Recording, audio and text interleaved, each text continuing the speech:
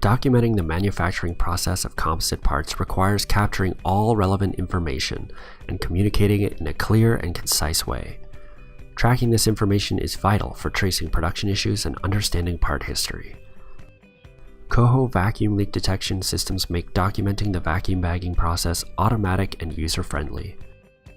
COHO's workflow integrated design promotes a smart factory architecture by tracking data from every bagging job and giving engineers and managers feedback on productivity and part quality. Here's a quick overview of some of the information captured by COHO's automated reports.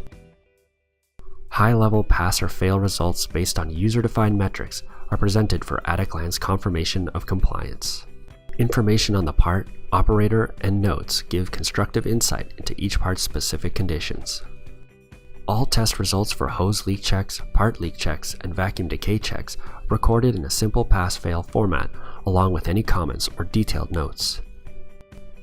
Dates and timestamps for each step of the workflow are presented to help trace areas of potential process slowdowns.